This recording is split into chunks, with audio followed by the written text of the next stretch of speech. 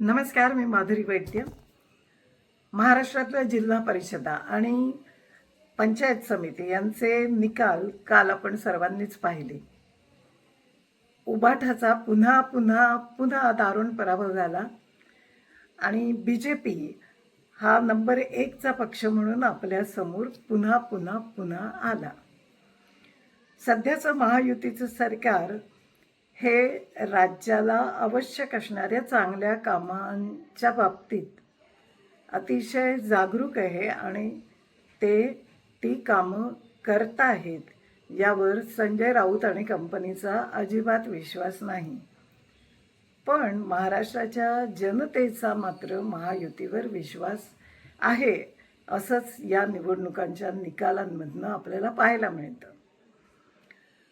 संजय राऊत यांनी मध्यंतरी 2-3 विधानं केली होती.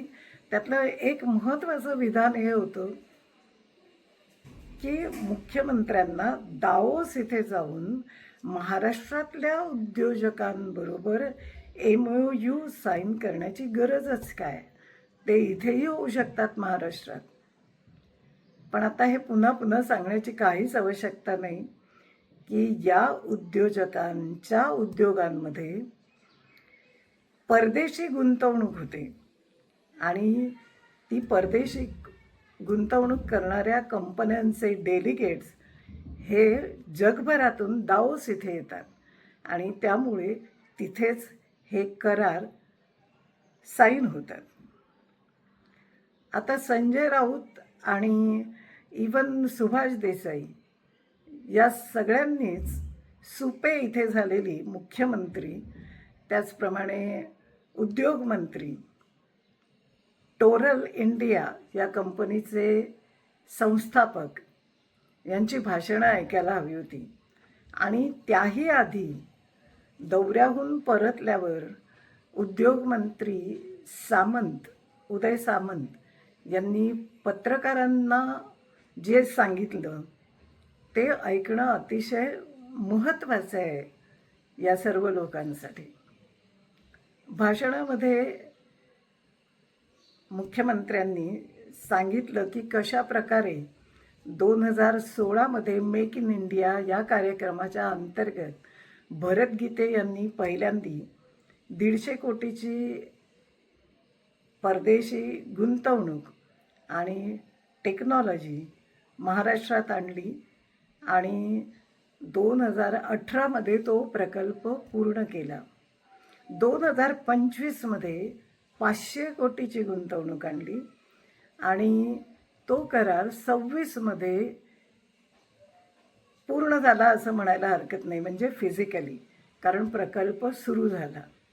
आणि यामुळे जवळपास 1200 रोजगार उपलब्ध होण्याची शक्यता त्यांनी आधीच सांगितलेली होती.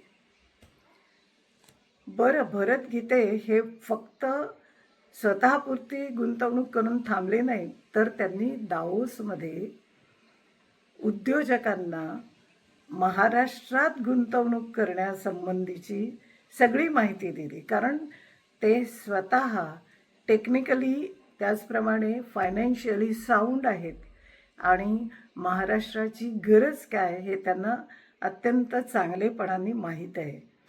आणि म्हणूनच मुख्यमंत्र्यांनी त्यांचा गौरव दावोस इथले राज्याचे ॲम्बेसेडर असा केला.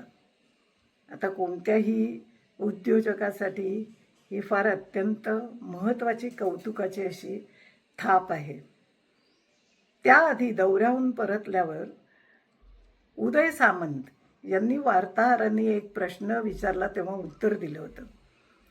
त्या वार्ताहरांनी प्रश्न असा केला होता की करार साईन होणं वगैरे सगळं ठीक आहे, पण उद्योग सुरू करताना मात्र उद्योजकांना खूप अडचणी येतात. मंत्रालयातल्या प्रत्येक डिपार्टमेंटमध्ये असंख्य फेऱ्या माराव्या लागतात आणि मग ते नाउमेद होतात आणि त्यामुळे प्रत्यक्षात ते उद्योग सुरू होण्यासाठी खूप अडचणी निर्माण होतात. त्यासाठी राज्य सरकार काय पावलं उचलणार आहे.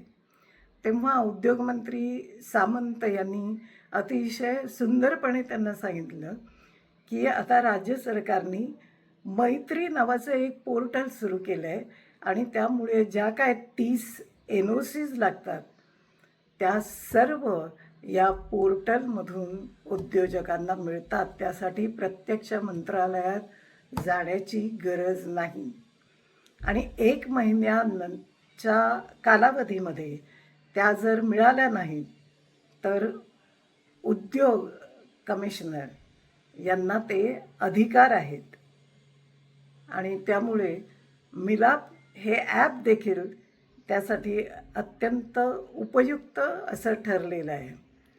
मध्यंतरी आपले देसाई, सुभाष देसाई यांनी एका व्हिडिओमध्ये सांगितलेलं मी पाहिलं की मी 7 वर्ष उद्योगमंत्री होतो आणि मी सुद्धा दावोसला गेलेलो होतो, पण तिथे करार साईन झाले तरी प्रत्यक्षात उद्योग सुरू होत नाहीत.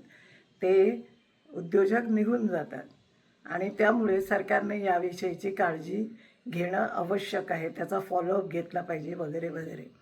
आता जर त्यांनी उदय सामंत यांचा हा व्हिडिओ बघितला तर त्यांना कळू शकेल की सध्या काय चालू आहे.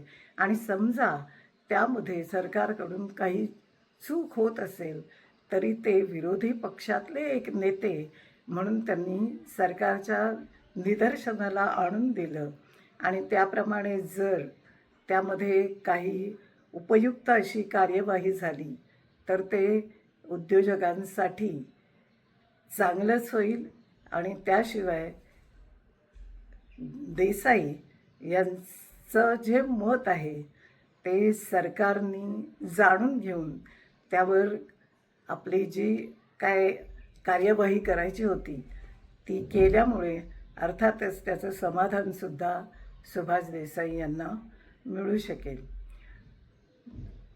नुकतेच जी वारी झाली, दावोस वारी, त्यामध्ये महाराष्ट्रातल्या कानाकोपऱ्यामध्ये विविध क्षेत्रामधली गुंतवणूक आलेली आहे आणि त्यामुळे गावखेड्यामधल्या लोकांनाही जाणीव झालेली आहे की हे सरकार चांगल्या रीतीने काम करतं आहे.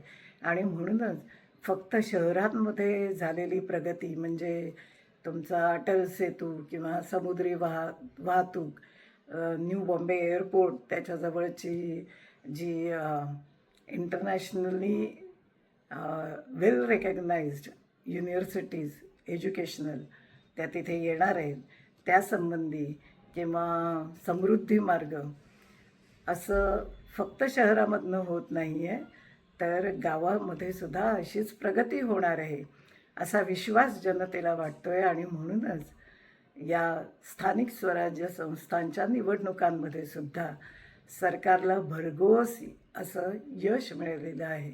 आणि त्यामुळे आता सरकार त्याबाबत ऋणी राहून जनतेच्या ज्या अपेक्षा आहेत त्या पूर्ण करेल अशी आपण आशा करूया. आज इथेच थांबूया. व्हिडिओ आवडला तर लाईक करा, शेअर करा, सबस्क्राईब करायला विसरू नका. धन्यवाद.